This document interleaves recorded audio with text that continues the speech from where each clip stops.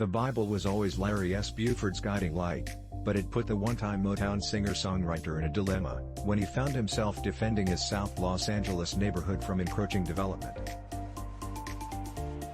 Buford became increasingly alarmed over the span of 2 decades, as he watched the single-family homes on his tranquil block of Avalon Boulevard replaced by multi-story apartment buildings with insufficient parking. The apartment buildings were for people who are poor or homeless or aged or mentally ill. And the deeply religious 68-year-old, who has lived in Willowbrook for a quarter century, was in a quandary. His personal values were at odds with his concern for his neighborhood. And then he found himself in conflict with a spiritual brother, the Reverend Andy Bales, head of the Union Rescue Mission, the downtown L.A. homeless shelter that vows to embrace people with the compassion of Christ. It would be a test for Buford, who was drawn to Motown not just because he was born in Detroit, but because, he said, he viewed it as an all-inclusive genre, one that advanced his own yearning for a diverse and peaceful world.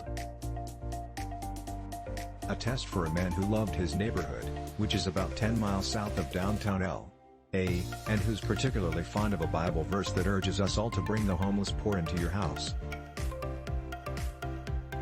Buford signed with Motown in 1984, the day after singer-songwriter Marvin Gaye was shot to death by his own father.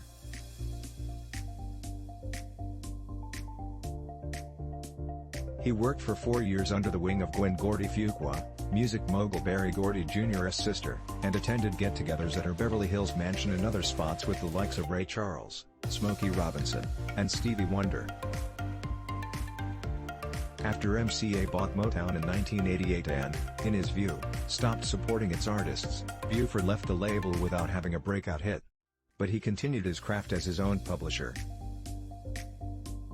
For more than a decade, he struggled over one song that had a title, Can't Quiet My Soul, roots in Motown and unfinished lyrics striving for a universal theme of anti-violence.